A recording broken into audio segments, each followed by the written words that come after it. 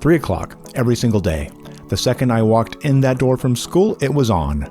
Doritos with a half block of grated cheese microwaved exactly for 1 minute. Paste picante poured over the whole thing. And this was just part of my after-school snack. I'd chase it up with a frozen ding-dong or a couple raspberry-filled powdered sugar donuts. This is how Gen X and Zennials ate. We ate pure garbage, but nobody was fat. And there's a reason for that modern health experts keep missing completely. I'm 100% convinced that Gen X ate worse than any generation before or since. Our breakfast was basically pure sugar with milk poured over it. Doritos and Cheetos were their own food group, we were obsessed with candy, and yet the childhood obesity crisis didn't exist yet. And if you look at a school photo from the early 80s, almost everyone in the picture is skinny. Now, the current conversation about childhood obesity points to seed oils, processed carbs, ultra-processed everything. Those arguments aren't wrong, but they're missing something massive. Because if processed food was the whole problem, we should have been the most overweight generation in history. We were eating things that would make a modern nutritionist actually cry. The microwave hitting mainstream in the late 70s and early 80s changed everything. Frozen food in a box became a staple. A 10-year-old now had the power to cook unsupervised. And what did we cook? The most processed foods known to man. And the commercials were a lot different back then. It wasn't prescription medicine or Ozempic like you see now. Every commercial was telling us exactly what to eat.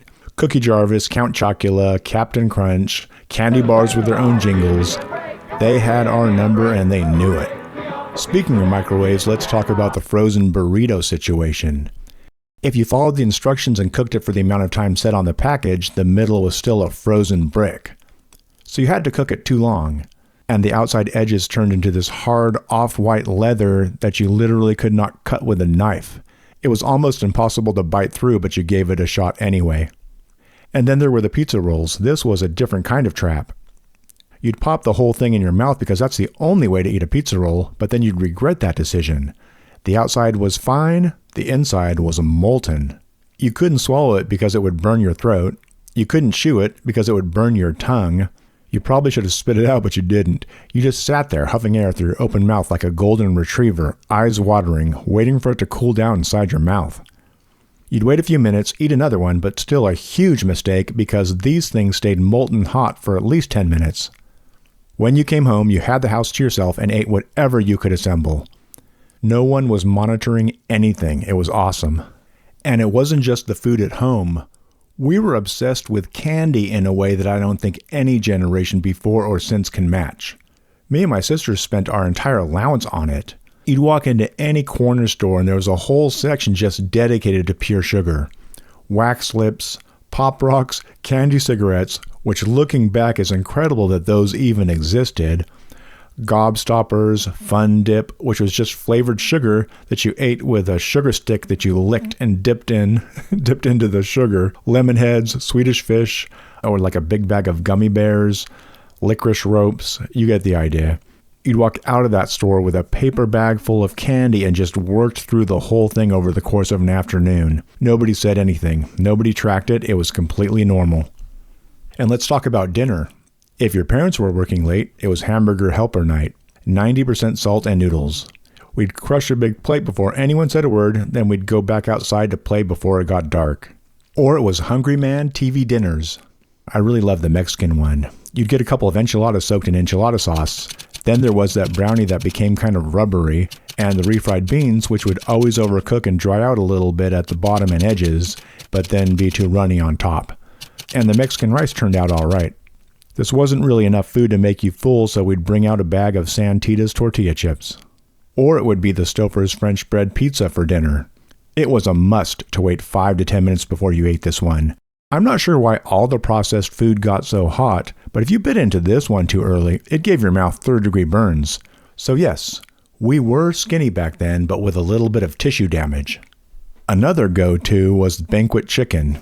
This chicken turned into an armor plate. You'd bake it until the breading was basically a hard shell. When you tried to bite into it, there was barely any chicken. It was just hard, greasy crust and bones, and salty enough to preserve a mummy. And of course you couldn't have the banquet chicken without a side of oven fries. For some reason we always got the thick ones and they would end up soggy. You'd pick up your droopy fries and try to dip them into ketchup, but they never tasted as good as the restaurant fries. But with all those calories, processed foods, oils, carbs, and candy, how were we skinny? We weren't skinny because we ate well. People assume our generation ate a lot more whole foods compared to the current generation. That's simply not true. We were guinea pigs for this stuff. They've actually banned a lot of the ingredients we ate back then that were contained in our processed foods. We had partially hydrogenated oils, BPAs, and red dye number 2, 3, and 4. We were skinny because we were calorie-burning furnaces. I'd come home drenched in sweat from being outside for 6 hours straight, doing kickouts and riding berms on my BMX. I'd head straight to the freezer, eat 2 frozen ding-dongs, and my body just incinerated them. Our bodies just ran hot from all that activity. To this day, my body runs better on junk food and processed food than it does on anything a nutritionist would recommend. I can't relate to people who eat processed food and say that it makes them feel terrible. It makes me feel great. Give me like a bag of Doritos, I feel wonderful. And I say this as someone who spent nearly 20 years as a full-time fitness writer, which honestly should disqualify me from saying it. But here we are.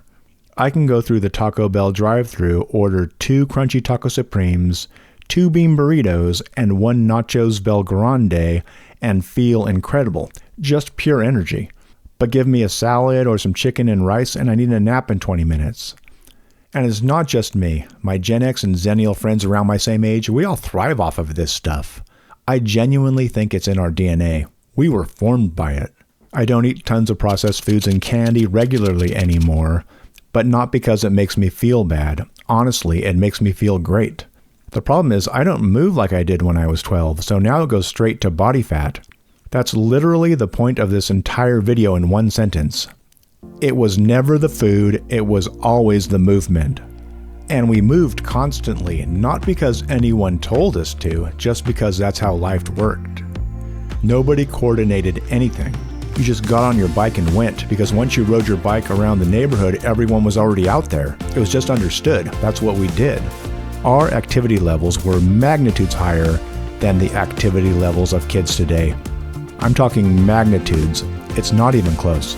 I fully believe the obesity crisis isn't about what kids are eating.